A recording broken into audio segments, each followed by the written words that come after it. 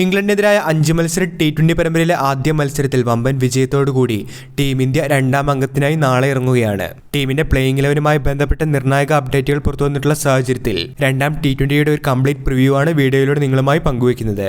വീഡിയോയിലേക്ക് കടക്കും മുൻപേ ആദ്യമായാണ് നിങ്ങൾ ഈ ചാനൽ കാണുന്നതെങ്കിൽ ഏറ്റവും പുതിയ ക്രിക്കറ്റ് അപ്ഡേറ്റുകൾക്കായി ചാനൽ ഇപ്പോൾ തന്നെ മറക്കാതെ സബ്സ്ക്രൈബ് ചെയ്തു വെച്ചേക്കുക. കൊൽക്കത്തയിലെ ഈഡൻ ഗാർഡൻസിൽ നേടിയ ആധികാരിക വിജയത്തിന്റെ ആത്മവിശ്വാസത്തിലാണ് ടീം ഇന്ത്യ. ശനിയാഴ്ച രാത്രി 7 മണി മുതൽ ചെന്നൈയിലെ ചെപ്പോക്ക് സ്റ്റേഡിയത്തിൽ വെച്ചാണ് രണ്ടാം മത്സരം നടക്കാനായിരിക്കുന്നത്. ഈ മത്സരവും കൂടി വിജയിച്ച 5 മത്സരങ്ങളുടെ പരമ്പരയിൽ 2-0 മുന്നിലെത്താനാകും സൂര്യകുമാർ യാദവിന്റെയും സംഘത്തിന്റെയും ലക്ഷ്യം. ആദ്യ ടി20യിൽ കാര്യമായി വീർക്കാതെ തന്നെ ടീം ഇന്ത്യക്ക് ജയിക്കാൻ സാധിച്ചിരുന്നു. ബൌളിംഗ് നിരയും ബാറ്റിംഗ് നിരയും ഒരുപോലെ മികച്ച സംഭാവനകൾ നൽകിയപ്പോൾ അനായാസം ഇംഗ്ലണ്ടിനെതിരായ ആദ്യ ടി20 ടീം ഇന്ത്യ ജയിക്കുകയായിരുന്നു. പക്ഷേ രണ്ടാം ടി20യിൽ ടീം ഇന്ത്യ ഇതേ വിന്നിംഗ് കോമ്പിനേഷനെ തന്നെ നിലനിർത്താനുള്ള സാധ്യതകൾ കുറവാണെന്നാണ് പുറത്തുവന്നിരിക്കുന്ന ഏറ്റവും പുതിയ റിപ്പോർട്ടിൽ പറയുന്നത്. ഇന്ത്യക്ക് വേണ്ടി തുടർച്ചയായി രണ്ടാമത്തെ കളിയിലും സഞ്ജു സാംസൺ, അഭിഷേക് ശർമ്മ സഖ്യം തന്നെയായിരിക്കും ഓപ്പണിംഗിനായി എത്തുക. ആദ്യ ടി20യിൽ ഇന്ത്യൻ വിജയം എളുപ്പമാക്കുന്നതിൽ ഈ ജോഡി നിർണായക പങ്കായിരുന്നു വഹിച്ചിരുന്നത്. ടീമിന്റെ ടോപ്പ് സ്കോററായും അഭിഷേക് ശർമ്മ മാറിയിരുന്നു.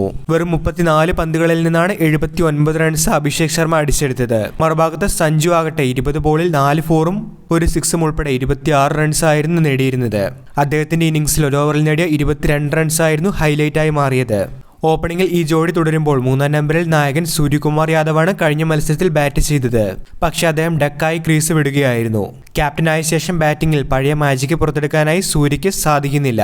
അതുകൊണ്ട് തന്നെ ഒരുപക്ഷെ സൂര്യകുമാർ യാദവ് 4-ാം നമ്പറിലേക്ക് ഇറങ്ങി തിലക് വർമ്മയെ 3-ാം നമ്പറിലേക്ക് പ്രൊമോട്ട് ചെയ്യാനുള്ള ഒരു നീക്കമായിരിക്കും രണ്ടാം ടി20യിൽ കാണുക. സൗത്ത് ആഫ്രിക്കയുമായുള്ള അവസാന പരമ്പരയിൽ 3-ാം നമ്പറിൽ ബാറ്റിംഗിനായി എത്തിയ തിലക് വർമ്മ അവിശ്വസനീയ പ്രകടനമായിരുന്നു കാഴ്ചവെച്ചത്.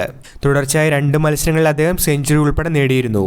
അതിനാൽ തന്നെ ചെന്നൈയിലെ രണ്ടാം അംഗത്തിൽ തിലകിനെ വീണ്ടും ടീം ഇന്ത്യ 3-ാം നമ്പറിലേക്ക് പ്രൊമോട്ട് ചെയ്യാനാണ് സാധ്യതകൾ.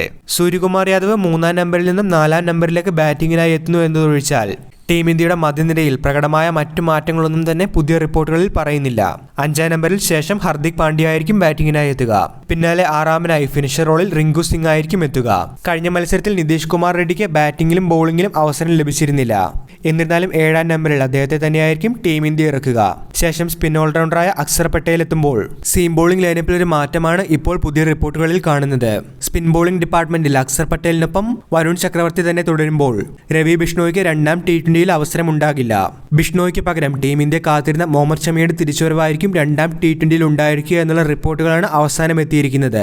ഫിറ്റ്നസ് കാരണം ആദ്യ കളിയിൽ അദ്ദേഹത്തിന് വിശ്രമം നൽകിയിരുന്നു.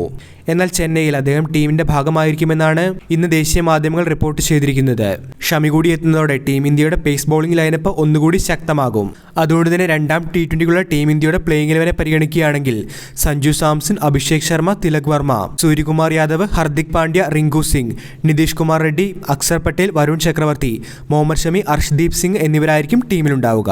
വീഡിയോ അവസാനിക്കുന്നു. പുതിയ ക്രിക്കറ്റ് അപ്ഡേറ്റുകൾക്കായി ചാനൽ ഇപ്പോൾ തന്നെ മറക്കാതെ സബ്സ്ക്രൈബ് ചെയ്തു വെച്ചേക്കുക.